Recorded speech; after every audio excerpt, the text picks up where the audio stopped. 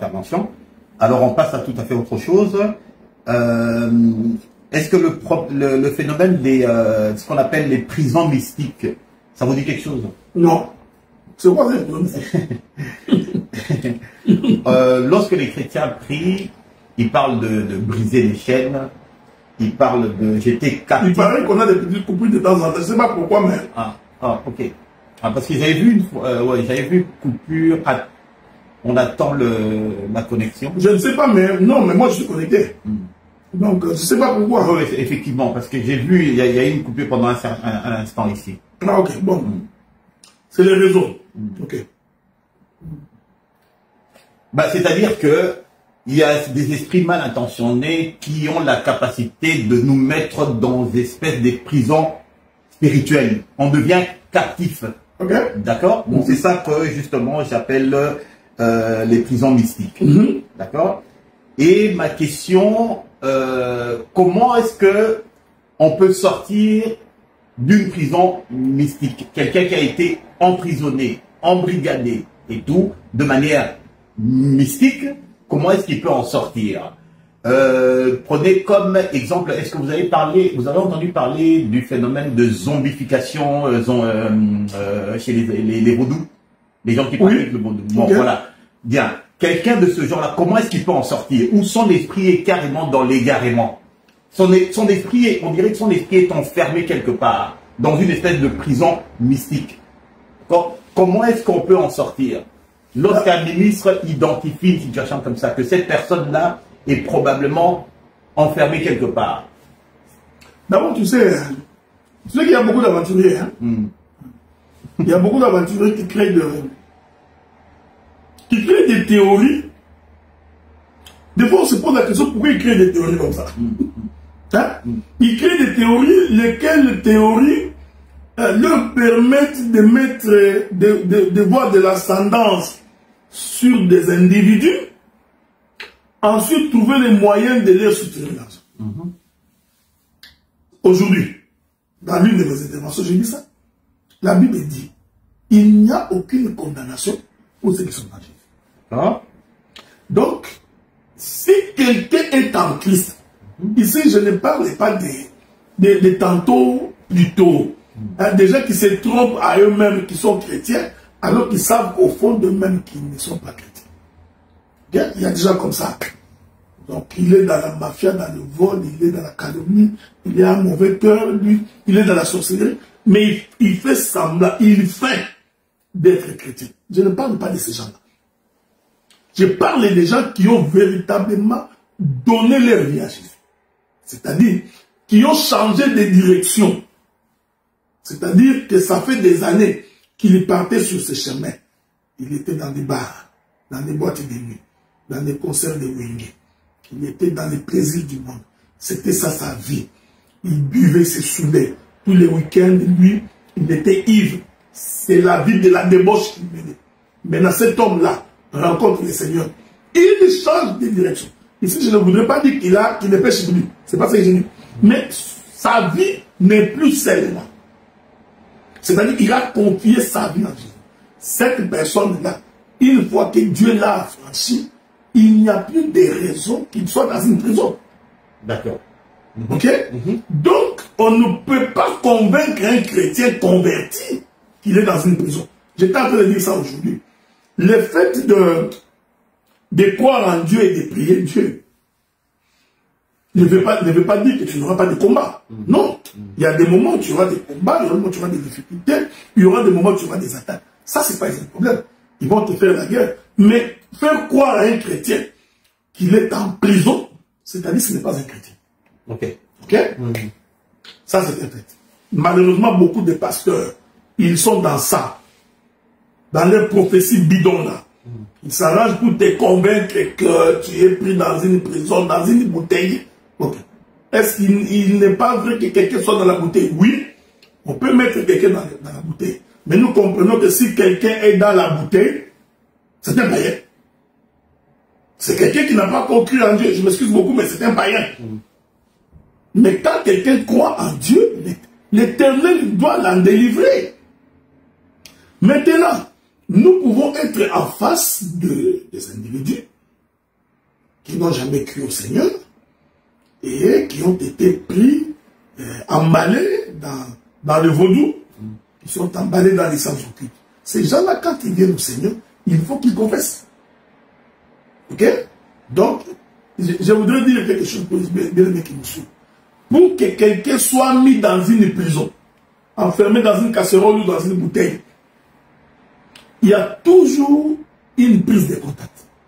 Il y a toujours quelque chose qu'il a fait qui a permis qu'il y ait un contact avec le monde des ténèbres. Ok. Tu vois?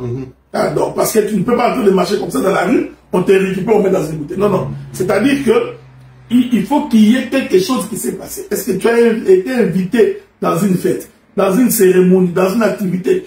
N'est-on pas amené dans la maison d'un marabout? Tu vois? C'est ces contacts-là. Est-ce qu'on n'a pas récupéré ton habit, ta chemise, ton pantalon, qu'on a amené dans la maison d'un féticheur? Ces contacts-là peuvent permettre qu'on te mette dans une prison. Mais là encore, il faut que tu sois un païen. Okay. Maintenant, quand tu crois au Seigneur, pour que tu t'en sortes, c'est ce qui tue beaucoup de gens aujourd'hui. Beaucoup de gens ont été dans des maisons de féticheurs, ils ont visité des marabouts, ils sont incapables de dormir. Ils passent des moments difficiles. La nuit, ils ont peur. Mais quand ils viennent au Seigneur, ils ne confessent pas. Okay. Ils ne disent pas ce qu'ils ont fait. Il faut avoir le courage de dire, bien aimé, voici ce qui m'était arrivé. Dans ma jeunesse, dans ma folie, j'ai fréquenté la maison des marabouts. Et là, je viens de me rendre compte que j'ai commis une erreur, que le Seigneur me pardonne. À ce moment-là, nous procédons à la prière de délivrance. Ok. Ok? Donc, pour qu'il y ait prière de délivrance, il faut que nous sachions exactement quel est le problème qui te tracasse. Ce qui est tout à fait différent des difficultés de la vie.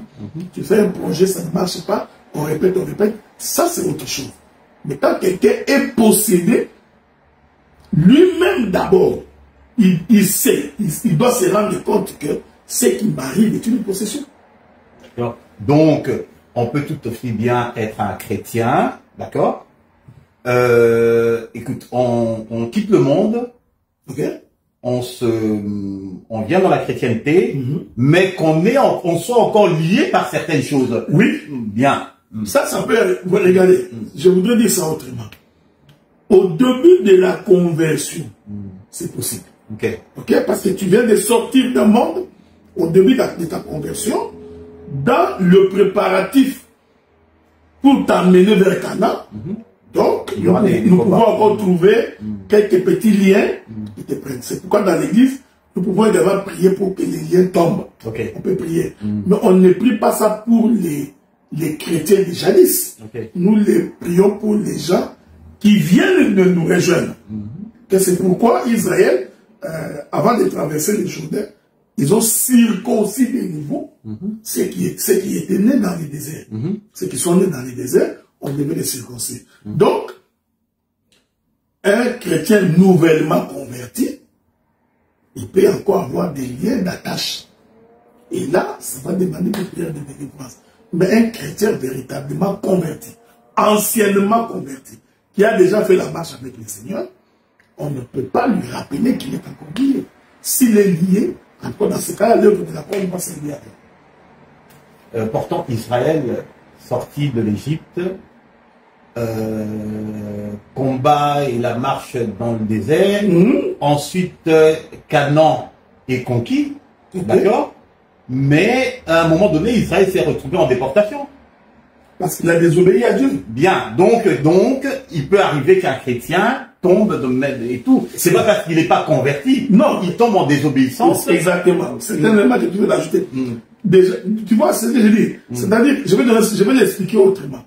C'est-à-dire qu'à chaque fois que tu te détaches de Dieu, tu deviens la croix facile. Ok. D'accord. Okay? Voilà pourquoi. Converti ou pas? Non, d'abord converti. Ok. Premièrement converti, parce que tu n'es pas converti. Premièrement converti. Donc, un converti, il a l'obligation de s'attacher. Donc, cette vie d'attachement est une vie continuelle. C'est-à-dire que notre vie est une vie de sainteté, de purification, est une vie de prière jusqu'à la mort. Donc, nous ne sommes pas dans une logique où tu pries, les problèmes diminuent, tu relâches. Si tu restes attaqué. On a un exemple concret. Moïse avait les mains levées sur la montagne, sur une colline. Tant que Moïse avait les mains lever, ils avaient la victoire. Ils avaient la victoire. Quand ils baissent les mains, ils font la victoire. Donc, un chrétien doit savoir que sa vie est une vie de combat jusqu'à sa mort. Okay. Donc, toi, tu sais que tu es poursuivi par les démons. Tu sais que les membres de ta famille te recherchent. Tu le sais. Parce que tu veux de ta famille. Tu sais que ta famille est plongée dans l'occultisme et dans la sorcellerie. Okay. Donc, il faut savoir que ces gens-là ne t'abandonneront pas jusqu'à ta mort. Okay. Ce qui fait que ta vie aussi doit être une vie d'attachement à la prière. Okay. Chaque fois que tu sens un relâchement, comprends qu'ils sont en train de te souffler un vent pour qu'en relâchant, ils puissent t'avoir. Donc, tant qu'on est dans l'enclos, je vais l'expliquer dans les expressions bibliques, tant que Adam est en Éden, il n'est pas la proie des animaux sauvages. Mais dès qu'il pêche et que Dieu ouvre la porte d'Éden et le fait sortir, Adam est en insécurité. Donc, rester dehors est une insécurité pour Adam parce qu'il devient la proie facile de ses ennemis. Voilà pourquoi les soucis d'Adam étaient de retourner à l'Éden parce que c'est le lieu de sa sécurité. Donc, nous voulons dire, quand tu es chrétien et que tu désobéis à la voix de Dieu, il y a de fortes chances que tu puisses subir les oppressions du monde des ténèbres. D'accord. Donc, ça, c'est possible. Bien. Alors, une autre préoccupation des personnes, on me pose la question de savoir quel est le sort de... Je vais te donner 3 catégories d'individus. D'accord. Bien, vous avez dit tout à l'heure que la bénédiction spirituelle pour nous, c'est la vie éternelle avec le Seigneur, le ciel. Bien. Alors, on me pose la question de savoir quel est le sort de ces 3 catégories d'individus, séparément. Hein. Quelqu'un qui a eu une vie pieuse, irréprochable, bon, sous le soleil, bien entendu, et il meurt sans Jésus. J'ai une parole là de Romains 2, 12 qui dit « Tous ceux qui ont péché sans la loi périront aussi sans la loi, et tous ceux qui ont péché avec la loi seront jugés par la loi. » Alors, quel est le sort de cet individu qui a vécu une vie en l'apparence, hein, et toute pieuse, et tout, et on ne fait pas de jugement de valeur là, et qui meurt sans le Seigneur? Quel va être son sort? Dieu, dont on sait que Dieu est un Dieu de justice. Je suis en train de chercher une écriture. Hein. Je voudrais que je trouve une écriture. Je crois que c'est la livre des Romains, si je ne me trompe pas.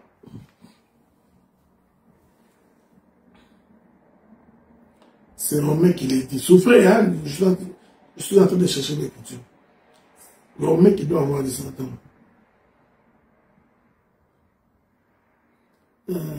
Voilà. Je prends le livre des Romains, chapitre 2. Venez avec moi, Romains, chapitre 2. Écoutez, je vais commencer par le verset 12. Romains, chapitre 2, verset 12.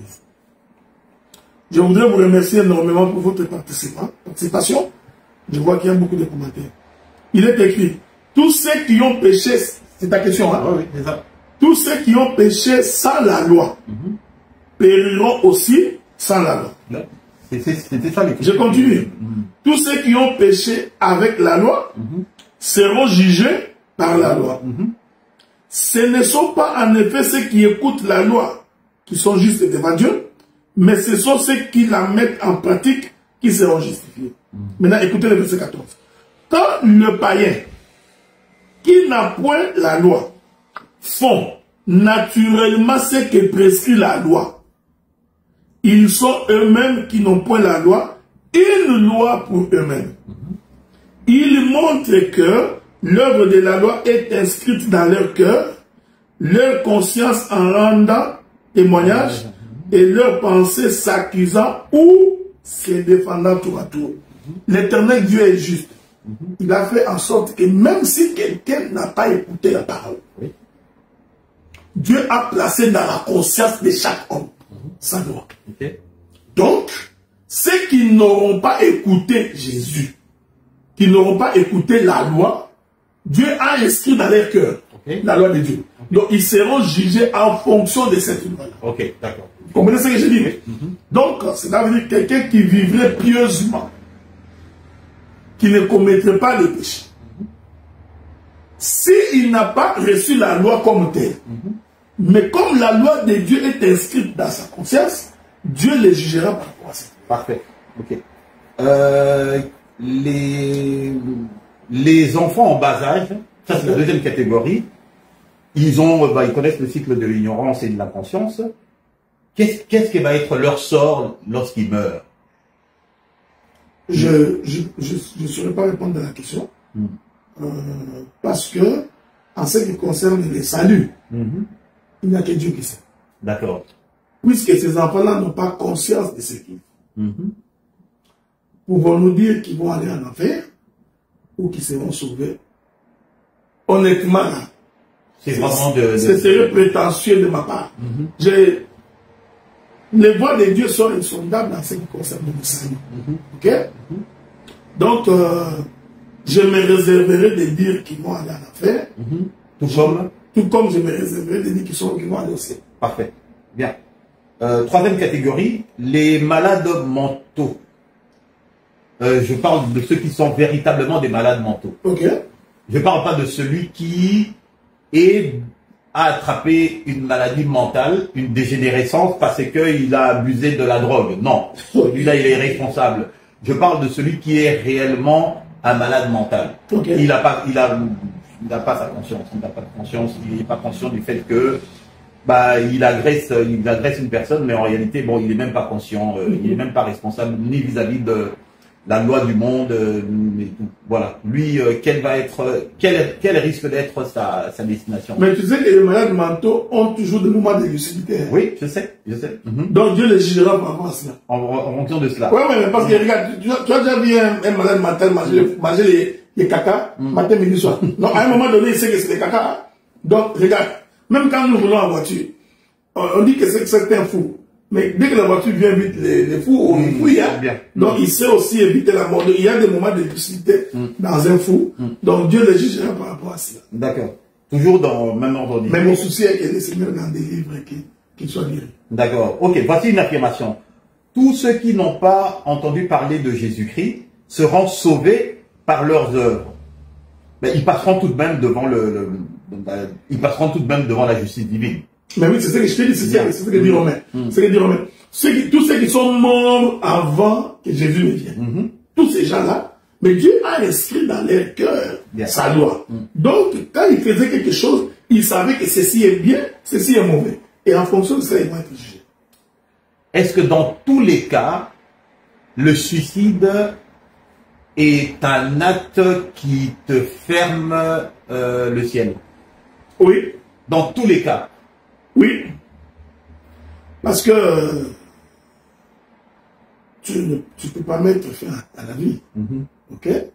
Considéré comme étant un meurtre. Et puis, le suicide est pour un désespéré. Donc, c'est contre la doctrine. Parce que nous qui croyons en Christ, nous avons l'espérance que même si la situation est difficile, c'est ça la foi. Même si la situation est difficile maintenant, même si nous ne nous en sortons pas, mais nous avons l'espérance que Christ en nous, c'est l'espérance de la gloire. C'est-à-dire, nous finirons toujours par sortir. J'ai toujours dit, personne n'entre dans une vallée sans y demeurer éternellement. Quand vous y entrez avec Dieu dans la vallée, vous finirez par remonter. Donc, je crois, honnêtement, là, qu'on se le dise, je crois que les gouvernements occidentaux a besoin de l'Église. Donc, ils ont besoin des hommes de Dieu parce que par nous, les gens peuvent encore espérer. Par nous, les gens peuvent encore être forts. Par nous, les gens peuvent encore ne pas se suicider. Parce que la personne qui se suicide, c'est celui qui est complètement désespéré. Alors que nous prêchons l'évangile, la parole de l'espérance. De croire que si ça ne marche pas aujourd'hui, demain ça marchera. Un chrétien donc, qui se suicide, il vient de commettre le péché contre les oui, d'abord c'est un acte de lâcheté. Okay?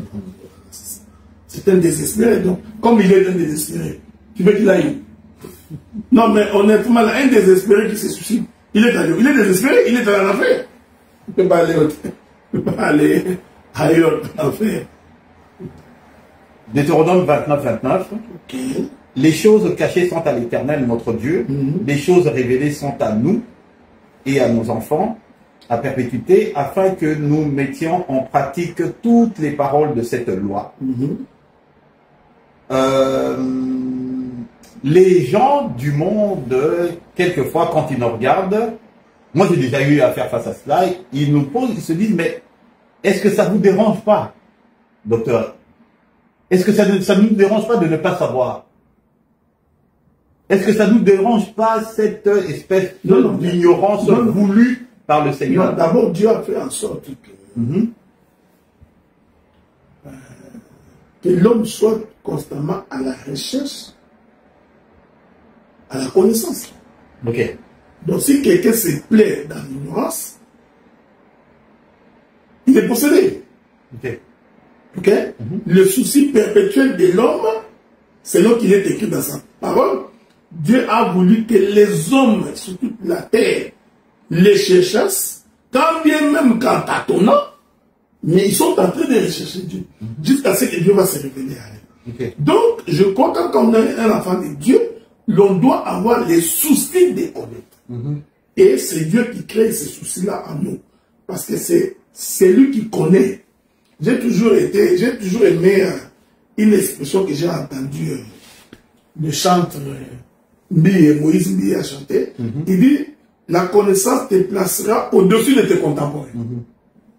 Mais ce qu'il dit là est vrai. Donc, celui qui connaît paraît plus intelligent. Celui qui connaît est clairvoyant. Celui qui connaît guide. Celui qui connaît dirige.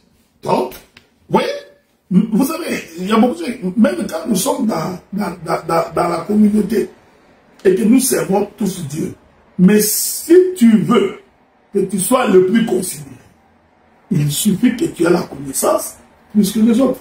Et cette connaissance-là, il faut la rechercher, il faut l'aimer, il faut mettre de son énergie pour la trouver. Une fois qu'on a cette connaissance-là, on est avancé, c'est ça. D'accord. Un ministre a dit un jour, les esprits n'ont pas besoin de visa. Qui a dit ça? Il y a un ministre qui a dit ça. Okay. Entendez parler. Ministre de Dieu? Oui, ministre de Dieu. Okay. Pas ministre du gouvernement de Trudeau. Non. Les esprits n'ont pas besoin de visa. Entendez par là qu'un esprit méchant peut sortir de sa carapace. Il va se revêtir d'une espèce de scaphandre sous forme animale, d'ailleurs, quelquefois, pour attaquer les personnes et tout ça. Il est au Congo, il vient t'attaquer ici au Canada. C'est vrai, ça c'est ça le sens de les esprits n'ont pas besoin de visa. Donc, et tout. Ben oui. Moi, je suis tranquillement ici, et tout. Un esprit va venir du Congo et m'attaquer ici, dans mon sommeil, dans mon... Comment ils font? Vous savez, quand vous lisez, beaucoup de gens n'ont pas encore fait l'étude sur les principautés, hein? Parce que chaque contrée a ses principautés. Il a ses esprits. J'ai toujours donné ça l'exemple de Moulouba. Tu vois, quand tu vois Moulouba, tu verras que ça c'est Moulouba. Donc il y a un esprit Moulouba lié à la contrée. Non, mais il a quitté sa contrée. Non, regarde d'abord ce que je voudrais dire. Donc ça veut dire que si tu habites les territoires kassaïens, il y a des principautés, des esprits kassaïens qui influencent le comportement des kassaïens. J'ai toujours donné l'exemple de ma personne. Ça fait 21 ans, presque 22 ans que je suis au Canada. Moi-même, je me sens toujours africain. Hein? Mais étonnamment, quand je vais en Afrique, mes collègues avec qui on a grandi en Afrique trouvent que je ne suis plus africain. Ok? Donc ils commencent à trouver que ton raisonnement, ta manière d'être un peu bizarre. Donc, de façon implicite, les principautés de là où je vis ont influencé mon attitude, mon comportement. Ça, j'ai d'abord pris ça naturellement. La Bible dit que nous n'avons pas à lutter contre la chair et le sang, mais contre les princes du monde des ténèbres dans le lieu céleste.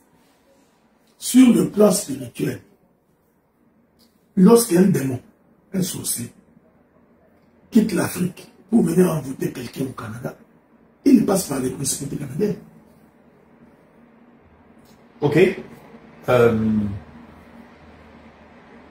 Il ne vient pas en personne. Ce sont des choses qu'on ne peut pas expliquer comme ça. Oui, oui. C'est-à-dire que il ne peut pas accéder dans un territoire d'accord. Sans l'aval des princes de ces territoires-là. Bien. Tu vois? Donc, le naturel renseignant les spirituels. Je prends un exemple. Tu as commis un crime au Congo. Tu quittes le Congo, tu fuis, tu viens au Canada. Si le gouvernement congolais voudrait t'arrêter, il faut qu'il passe par le gouvernement canadien. Bien. Ok? Donc, c'est un principe du monde. Oui. Mais c'est pareil spirituellement. Ok. C'est-à-dire, si un démon d'un territoire autre que là où tu habites voudrait mettre la main sur toi, ça je parle du païen, il passera par les principautés du Canada. Ok. Donc voilà un peu quoi. Donc, voilà, donc il ne peut pas traverser et venir ici et t'ensorceler. Dis-toi bien qu'il passe aussi par un gouvernement du monde des ténèbres. Il fait sa demande, je voudrais récupérer un de là parce qu'il me doit. Et il va me récupérer. Parlez-nous un peu brièvement, mais très brièvement, parce qu'il y a beaucoup de questions, du phénomène des maris et femmes de nuit. De quoi s'agit-il exactement? Parce qu'il y a beaucoup de gens qui n'y croient pas. Ils disent que bon, ce sont des affabulations typiquement, je dirais pas africaines, mais des pays en voie de développement. Et que ici, au Canada, enfin dans les pays développés, ça n'existe pas. Mais tiens, j'ai fait une petite recherche, j'ai vu quand même qu'ils parlent des phénomènes des succubus et incubus. Bon, donc ces esprits-là, effectivement, ces choses-là existent même dans les pays les plus développés. De quoi s'agit-il exactement Tu te souviens de l'émission qu'on a fait, l'envoûtement par le sexe? Oui. Donc, il faut d'abord se dire que l'acte sexuel n'est pas anodin. Hein? Les gens pensent que c'est anodin, mais ce n'est pas. L'acte sexuel est entaché par un esprit. Alors, quand les gens s'accouplent, c'est spirituellement également qui se lie. C'est pas à un moment donné, quand vous verrez un couple qui a vécu longtemps, ils vont commencer à réfléchir de la même manière, raisonner de la même manière. À un moment donné, tu commences à dire, ils se ressemblent. Ils se ressemblent, oui, bien sûr. Ce n'est pas anodin. C'est-à-dire qu'il y a une partie spirituelle qui est là-dedans. Maintenant, les gens qui sont dans les sciences occultes, ils savent que pour posséder quelqu'un, il faut d'abord les posséder spirituellement. Je vais donner un exemple. Les mages d'Orient en train de se promener, ils ont vu l'étoile. Mais c'est l'étoile qui les a renseignés qu'il y avait quelqu'un sur la terre. Vous voyez? Donc ils ont d'abord la connaissance du spirituel. Et c'est cette connaissance du spirituel qui permet d'aller toucher le matériel. Donc, les occultistes, déjà, les démons, parce que les démons existent, ces démons-là, lorsqu'ils veulent prendre possession de l'âme de quelqu'un, ils passent par le spirituel. Donc, il est impossible de ne pas croire que les femmes de nuit, que les maris de nuit n'existaient pas. C'est une réalité biblique. Donc, c'est aussi une réalité de tous les jours. C'est-à-dire, il y a des esprits mauvais avancés.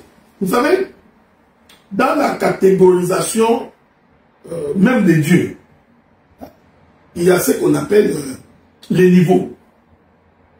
Donc, les niveaux spirituels diffèrent. Même sur le plan des démons, ces choses-là existent. Donc, il y a des principautés aussi élevées. Et ces gens-là, ils sont capables de sortir de leur corps comme un bandit, le disait tantôt là, et prendre possession du corps de quelqu'un d'autre. C'est ceux qui ont l'occasion, parce que les gens pensent que c'est une histoire des Noirs, hein, des Africains. Si vous avez l'occasion, allez suivre le film L'Avocat du Diable. C'est un film qui a été tourné. L'acteur principal, c'est Al Pacino avec Charlize Theron. Allez suivre. Vous verrez que des Occidentaux démontrent comment quelqu'un, sur le plan spirituel, peut aller coucher avec la femme de l'autre. Okay. Donc, c'est une chose vraie. Sauf que cette chose-là a des répercussions dans la vie matérielle. Okay. Hein, même dans ces films-là, c'est intéressant. Il ne faut pas être trop religieux. Toi, tu ne fais que lire la Bible. Oh, non, non, non, il faut aller au cinéma des fois. C'est important. Hein, vous voyez, tout ce que nous vivons aujourd'hui. Okay? Aujourd'hui, les niveaux de la technologie que nous vivons aujourd'hui. Hein, les voitures sans conducteur, pilote automatique. Tout ça, si vous avez regardé les films il y a 20 ans passés, ça a déjà été dit. Donc, ça va arriver. Tout ce qu'ils ont, ça arrive.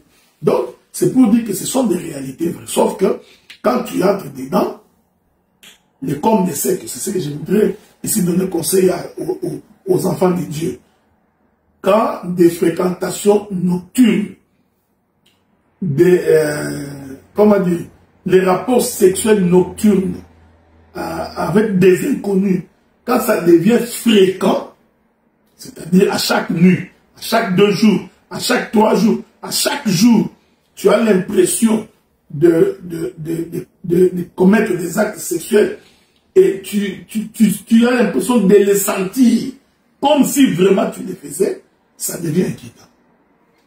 Ça devient inquiétant parce que tu prendras plaisir. Une fois que tu prends plaisir à cela, tu vas t'habituer. Une fois que tu t'habitues, ça va créer en toi toute une attitude antisociale. Tu ne pourras plus vivre avec quelqu'un. Le partenaire, ça ne marche pas. Quand tu es avec quelqu'un, il suffit de 2-3 mois, 2 semaines, ça marche, ça bousille. Il y a n'importe quoi. Parce qu'en fait, déjà sur le plan spirituel, tu es pris. Et cela va influencer ton comportement naturel. Ok, donc dans un couple, par exemple, il peut y avoir des disputes, des déchirements et tout ça incompréhensible parce qu'effectivement, il y a eu... Parce que quelqu'un probablement déjà pris dans une femme de nous ou dans un mari de nous. Ok, d'accord, c'est bien. Okay. Quelle est la signification de Apocalypse 12:12? Ça dit, c'est pourquoi réjouissez-vous, cieux, et vous qui habitez dans les cieux. Qui ça? Je vais continuer. Hein. Okay. Bon, donc en fait, je m'arrêterai là pour dire qui. Et puis, ça dit, malheur à la terre et à la mer, car le diable est descendu vers vous, animé d'une grande colère, sachant qu'il a peu de temps. Ouais, là, nous sommes, je comprends, nous sommes dans la prédication de l'eschatologie, c'est-à-dire que l'Église, je vais prendre ça de plusieurs manières. L'épouse est enlevée, parce que moi j'ai la confession que ce n'est pas l'Église qui va être enlevée, c'est l'épouse. C'est l'épouse qui va être enlevée. Donc moi je différencie l'Église et l'épouse. Donc Jésus marche avec les 11 disciples, tous disciples de Jésus. Ils arrivent quelque part, Jésus prend Pierre, Jacques et Jean, il va avec. Pierre et Jacques et Jean, c'est l'épouse, tirée de l'Église. Mais une portion de l'Église est restée avec les 8. Ça, c'est la confession que j'ai. Donc, quand il y aura enlèvement de l'épouse, donc l'épouse sera avec son épouse dans la fête des noces. L'Écriture dit, pendant ce temps-là, le diable, qui, parce que c'est un grand enseignement, qui au temps des milléniums a été retenu pendant 1000 ans, va être libéré. Quand il sort, sachant qu'il n'a plus beaucoup de temps, c'est à ce moment-là que cette prophétie s'accomplit pour dire malheur à vous la terre, parce que le diable est descendu vers vous avec une grande colère, parce qu'il sait qu'il n'a plus beaucoup de temps. Ok, donc en fait, c'est pas le moment, c'est pas au moment où le diable a été précipité. Non, c'est pas bien, c'est ça en fait. Oui, bien. C'est exactement ça. Donc, le peuple dont il est dit réjouissez-vous qui est dans les cieux, en réalité c'est l'épouse. Ok, l'épouse qui n'est plus là. Ok, d'accord. Je peux même donner encore un autre élément. Quand vous lisez la parabole des 10 vierges, vous verrez que lorsque les 5 sont partis, nous disons que c'est l'enlèvement de l'épouse, les 5 qui sont restés, la Bible dit qu'ils sont restés dehors et il y avait grincement des dents. Ces grincements des dents là, c'est le moment de tribulation. C'est ça. Est-ce qu'il existe vraiment des esprits anti-mariage? C'est-à-dire que comment est-ce que je peux dire ça? Leur mission, c'est de détruire les mariages. D'abord, il faut considérer que les mariages est une institution divine. pour les gens, pour les bien-aimés qui sont en Afrique, des fois, ils auront des difficultés à comprendre ce que nous disons. Mais les gens qui sont en Occident, ils savent que toute la politique des Occidentaux, c'est détruire le mariage. Ok? Bon, je m'excuse beaucoup, ce que je vais dire. Ça va choquer. Non, non, le problème c'est que je pourrais être arrêté. Ok? Bien sûr. Je pourrais être arrêté, mais je vais essayer quand même de le dire. C'est-à-dire que derrière ce qu'on appelle la politique de l'émancipation de la femme, se trouve un esprit anti-mariage. Ok. Je ne suis pas contre l'émancipation de la femme. Non, bien sûr que non. La femme peut devenir... Non, vraiment, au plus voilà, elle peut venir directrice, présidente, ça c'est pas un problème. Mais derrière cette politique-là qu'on appelle émancipation de la femme, c'est une politique anti-mariage. Je vais ajouter. Derrière l'alphabet, vous comprenez ce que je dis? Okay? Donc si vous ne comprenez pas, nous sommes en train de parler en langue parce que le monde est devenu bizarre. Derrière l'alphabet, qu'est-ce qu'il y a? Il y a une politique anti-mariage. Ok?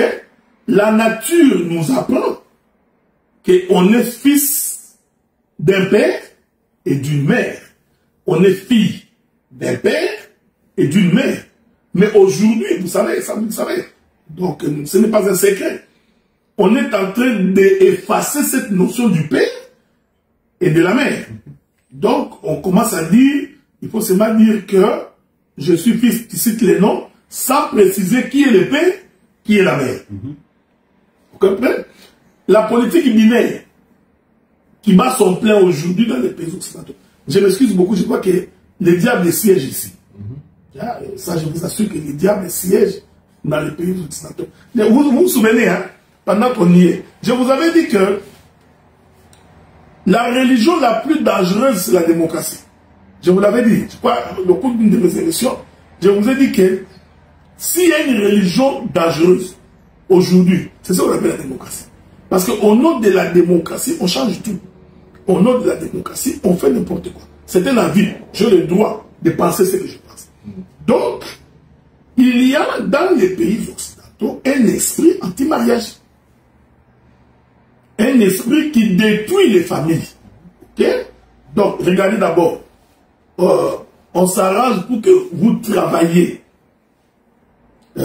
pratiquement comme des Polonais. Les Polonais, excuse, c'est une expression. L'homme travaille, la femme travaille.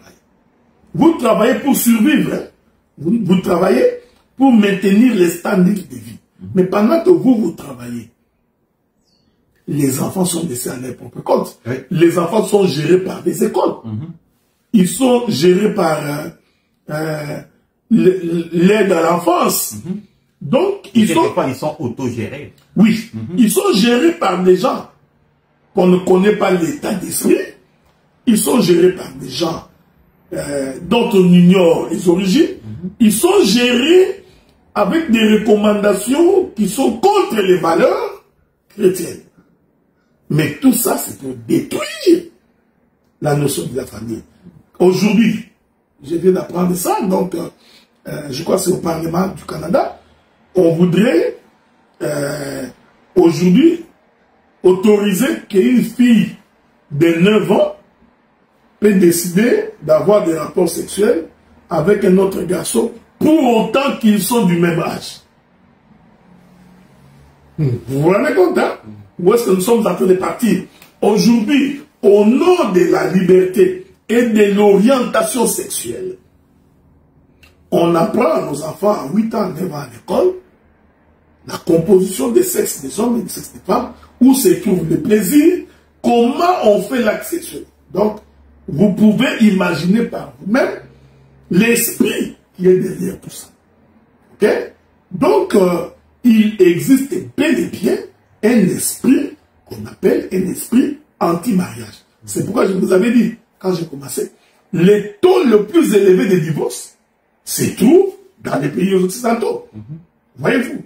Donc, on a encouragé la politique de la monoparentalité.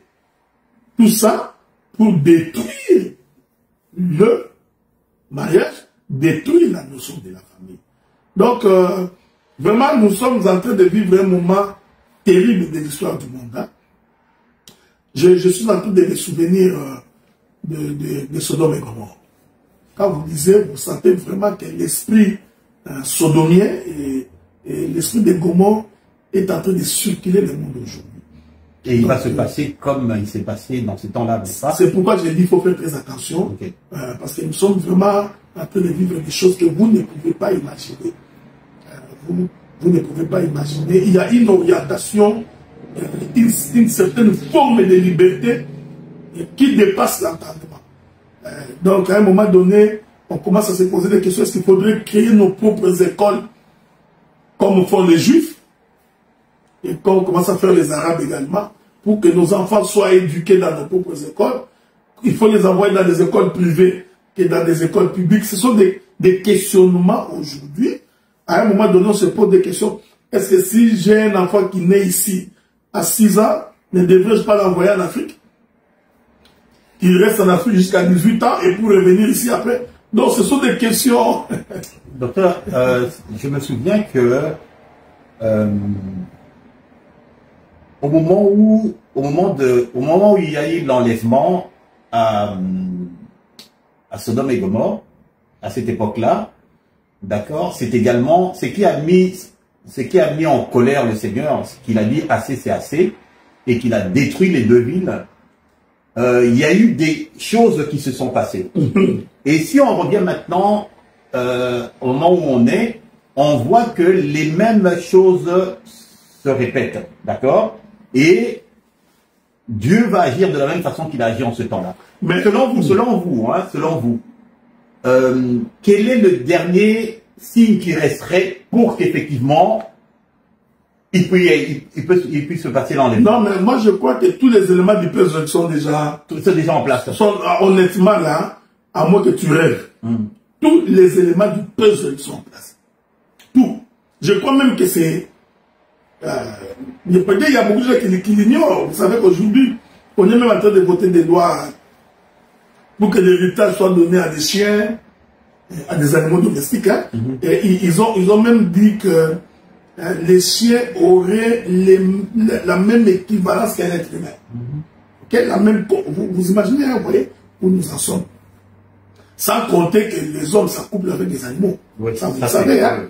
Donc, nous sommes en train de vivre un moment terrible. Honnêtement, là, c'est un moment terrible. Donc, pour nous, nous considérons que tous les éléments du puzzle sont déjà en place et que le Seigneur pourra revenir dans un moment comme dans un autre. Ok? Je voudrais donc vous rappeler, parce que peut-être que vous ne le savez pas, permettez que je vous rappelle ça. Le Seigneur dit que le péché de Sodome et Gomorrhe est arrivé jusqu'à moi. Je suis descendu pour voir. Okay? Il passe par Abraham, ensuite il envoie les 2 anges. C'est lorsque les 2 anges sont arrivés dans la ville, c'est là que nous avions compris quel était le péché qui était arrivé jusqu'au ciel. Oui. Okay? Jusque-là, quand le Seigneur disait que le péché de Sodome et Gomorrhe est arrivé jusqu'à moi, je suis descendu pour m'en enquérir, nous ne savions pas encore quel était le péché. Lorsque les 2 anges arrivent à Sodome et Gomorrhe, c'est là maintenant que nous avons la connaissance. Voici le péché. Quel était le péché? Ils sont venus toquer à la porte de l'autre. Donnez-nous ces 2 hommes pour que nous couchions avec. Okay. Donc ça nous a permis de comprendre quel était ce péché. L'autre a dit, j'ai les 2 filles qui sont encore vierges. Je suis prêt à vous donner mes 2 filles, mais pas ces hommes. Et ils ont dit, non, nous voulons ces hommes-là. Alors on posera la question à Jésus, donnez-nous les signes de ton avènement. Jésus répond, ce qui arrivera du temps de Sodome et Gomorrhe arrivera de même au temps du Fils de l'homme. Lisez les signes des temps, vous verrez. Vous verrez que nous sommes en train de vivre un moment. Et puis il y avait les enfants qui étaient là, qui regardaient, donc ils participaient. Donc on peut dire qu'également, en ce moment-là, il se passait également, comment on appelle ce crime-là, quand on va coucher avec les enfants, la pédophilie. Donc, et c'est ce qui existe maintenant, et on veut même voter des lois, qui encouragent, ok, d'accord. Et qui encouragent cela. Donc tous les signes sont là. Non, tous les signes sont là, donc ça va être pour bientôt. Ok. Autre chose, quelle heure il est, hein? On a encore 5 minutes, je crois. Hein. Ok. Bien. Colossiens 2, 14, 15. Il a effacé l'acte dans les ordonnances nous condamnées et qui subsistait contre nous, il l'a détruit en le clouant à la croix. 15. Il a dépouillé les dominations des autorités dont on parlait tout à l'heure et les a livrées publiquement en spectacle en triomphant d'elles par la croix. Bon, Jésus, il venait de confirmer en fait ce qu'il avait dit à Josué, qui dit « Nul ne tiendra devant toi tant que tu vivras. Je serai là avec toi comme j'ai été avec Moïse. Je ne te délaisserai point, je t'abandonnerai point. » Bien. Donc, d'un côté, il détruit les ténèbres, les principautés, et puis à la croix, il dit « Tout est accompli. » Il dit qu'il sera avec nous jusqu'à la fin du monde. Bon, alors moi, je vous pose la question, enfin, moi et les autres nous posons la question, mais alors, comment se fait-il que l'ennemi a encore de l'ascendant sur nous? Non, c'est vous qui... La question est posée, la question est là, mais vous pouvez nuancer, donner une réponse nuancée, mais la question se pose. La question c'est que le diable n'a pas l'ascendance sur nous. Il nous fait croire qu'il a l'ascendance sur nous. Ok, c'est une illusion. C'est une illusion, c'est pourquoi Jésus te rappelle que il a tout vaincu sur la croix. C'est pourquoi il ajoute, il dit, je vous ai donné le pouvoir de marcher sur les serpents et les scorpions. Donc, celui qui a la connaissance, il sait que le diable n'a pas l'ascendance sur nous. Ok? Il lui fait semblant comme s'il vaut quelque chose, mais alors qu'en réalité, il n'a plus aucune puissance. Maintenant, c'est une question d'attitude. Pour un chrétien, de quelle manière il appréhende cela? De quelle manière il se comporte quand il est face à la difficulté ou quand il est face au problème? Mais en réalité, le diable n'a aucune ascendance sur nous. Donc, le Seigneur a dit à Satan, tu toucheras son corps, mais pas son âme. Ok? Donc, le diable peut bien se jouer de ton corps, il peut te donner des maladies et comme ça, mais rassure-toi, au finish, donc tu auras toujours le dernier mot et l'ascendance sur nous. Ok. Bien. Ok. Dernière chose, Isaïe 54, 17. Ça, c'est très populaire, ça. Toute arme forgée contre toi sera sans effet dans le nom de Jésus. Les chrétiens aiment bien ça. Et toute langue qui s'élèvera en justice contre toi, tu la condamneras. Tel est l'héritage des serviteurs de l'Éternel, tel est le salut qui leur viendra de moi, dit l'Éternel. Il dit bien, toute langue qui s'élèvera en justice contre toi. Quelquefois, ça peut prêter la confusion parce qu'est-ce qu'il parle de la justice ici sur terre, ou bien il parle de la justice humaine, ou bien de la justice spirituelle? Non, il parle de la justice spirituelle. Oh, justice spirituelle. Donc, c'est comme qui dirait, moi je suis un enfant de Dieu, alors il y a un frère à Montréal là-bas parce qu'il n'aime pas ma tête, alors qui dit, ce gars-là, il finira par mourir. Oui. Tu vois, c'est une langue qui s'est levée contre moi. Ok. Et il m'a jugé. C'est ça, en justice. Ok. Donc, alors le Seigneur assure que même s'il y a des confessions comme ça, ne craignez rien, parce qu'en fait, ça n'aura aucun effet. Ok, d'accord. Mais là encore, on dit que c'est l'héritage des serviteurs de Dieu. Il faut véritablement que tu sois un serviteur de Dieu, que tu sois quelqu'un qui craint Dieu, pour que de telles choses ne puissent pas t'atteindre. C'est pourquoi j'ai toujours dit aux gens, il ne suffit pas de dire au nom de Jésus. Pour t'épargner, donc faudrait-il encore que tu sois véritablement en Jésus. Donc il ne faut pas te consoler, hein. Tu te consoles au nom de Jésus, alors que tu sais parfaitement bien, tu n'obéis pas à sa loi. Donc il faut véritablement que tu sois en Jésus pour que, quand on te jette un mauvais sort, que ça ne puisse pas t'atteindre. Ok, d'accord. Bon, je pense que, bon, il nous reste une petite minute. Quelques critiques, hein, je sais que, bon, on n'aura pas le temps de les citer toutes, quelques critiques qui sont souvent faites à l'égard des ministres. L'excès de zèle. Qu'est-ce que tu entends par excès de zèle? Regarde, il y a des serviteurs qui sont zélés, on le sait. Ben oui, ils sont tellement zélés que quelquefois, ben, ils se retrouvent à faire leur propre volonté plutôt que de faire la volonté de Dieu. Tu commences à dire que leur zèle est l'instrument même de leur perte. Mais ça c'est un zèle amer. Je ne sais pas si j'ai trouvé cette écriture-là. Moi, je crois qu'un véritable serviteur de Dieu ne peut pas avoir un mauvais zèle. Parce que tout ce qu'il fait est conduit par Dieu. C'est comme ça que je crois. Mais il y en a d'autres qui... Je ne sais pas si vous trouvez l'écriture là. Donc, il y a ce qu'on appelle les élamères. Mais, bon, je vais prendre d'abord Galates chapitre 1, verset 14. Comme j'étais plus avancé dans le judaïsme que beaucoup de ceux de mon âge et de ma nation, étant animés d'un zèle excessif pour les traditions de mes pères.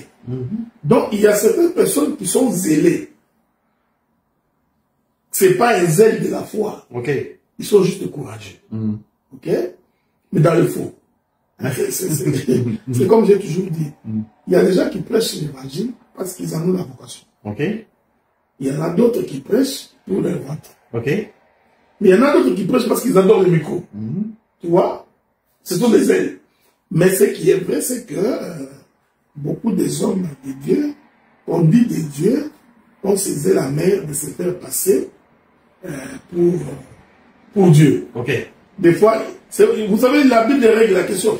La Bible dit que si un prophète viendrait à vous et qu'il dirait quelque chose que moi, l'Éternel Dieu, je n'ai pas dit, et que vous verrez que ce qu'il a dit ne s'accomplit, il faut les lapider.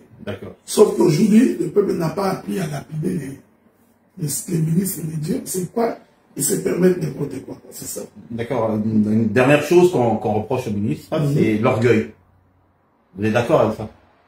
Ils deviennent trop orgueilleux.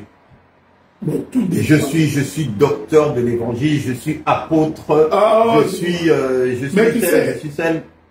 Mais tu sais, tout se trouve dans la conversion. Quand quelqu'un est véritablement converti, il n'a pas à être orgueilleux. Il n'a pas besoin de prétendre qu'il vaut quelque chose.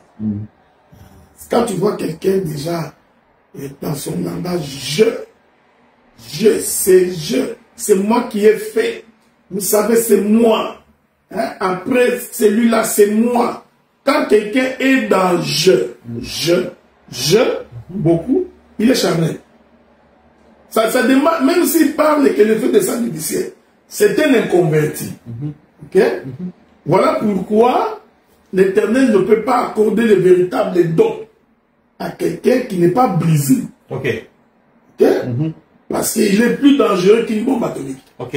Donc, les vrais serviteurs de Dieu dans la Bible, les gens qui étaient capables de regarder un homme et dire, nous n'avons ni or ni argent à te donner, ce que nous avons, nous te donnons au nom de Jésus, marche.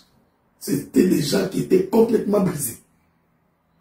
Tu vois? Mais si toi là, on te donne cette occasion, c'est fini. Tu passeras dans toutes les télés pour démontrer que tu fais les miracles. Tu commenceras à appeler les gens dans des maisons pour leur dire, tu vois, moi j'ai fait des miracles, moi miracle. Tu vois, c'est l'orgueil d'un inconverti. Tu vas adorer le premier ciel, tu seras toujours en veste, chaque jour avec cravate, tiré à 3 épingles, parce que tu es un inconverti, tu es orgueilleux. Les véritables serviteurs de Dieu sont généralement des hommes très simples. Ils sont avec le peuple. Ils ne se vantent pas. Ils ne prétendent pas être quelque chose. Mais la grâce se manifeste quand ils sont en train d'œuvrer. Donc, on ne demande pas à un boucher comment il coupe l'animal. Il suffit qu'il coupe. On saura que c'est pas bouché. Bon, ben là, on a fini. Mais quand même, une toute petite dernière chose. On reproche également au ministère le manque de formation. Il y en a certains qui manquent vraiment de formation. Ça, c'est un bon sujet. Je crois que si le Seigneur le permet, on devrait faire tout un... Oui, parce que je crois... Mais en fait, tout est lié dans la conversion. Donc, un ministre, d'abord, doit être quelqu'un qui connaît. Donc, si tu ne connais pas, ça ne sert à rien. Donc, cette formation-là peut ne pas être une formation classique, mais il faut qu'un ministre soit formé. Tu ne peux pas parachuter comme un cheveu dans la soupe et devenir ministre. Ça, c'est un élément. Deuxième élément, on doit apprendre au ministre de Dieu la déontologie. Donc, il y a des manières de se tenir, il y a des manières de parler, comment parler, quoi dire, quoi ne pas dire, dans quelles circonstances les dire ou ne pas les dire. Comment se tenir devant les gens. Quels sont les propos. Comment même s'habiller. Vous savez, beaucoup de gens ont négligé ça.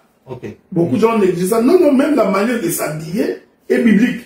C'est pourquoi quand le Seigneur, par Moïse, ordonne que Aaron soit élevé en dignité, je n'entre pas dans la révélation, dans la doctrine, l'Éternel a demandé qu'on fasse coudre à Aaron des vêtements pour marquer sa dignité.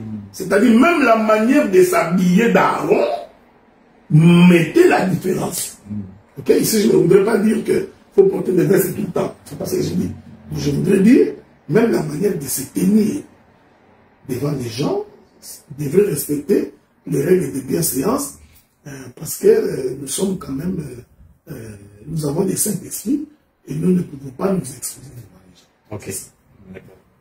Eh bien, merci beaucoup, docteur, pour les réponses. Et donc, ceci termine l'émission d'aujourd'hui. Alors, nous vous fixons rendez-vous pour la prochaine émission. Donc, restez des notes. Bonne soirée, bon appétit. Puis, que le Seigneur vous bénisse là où vous êtes. Vous me bénissez également. Donc, nous nous verrons dans 2 semaines. Dans 2 semaines. Si le Seigneur le permet. Donc, voilà. Merci beaucoup.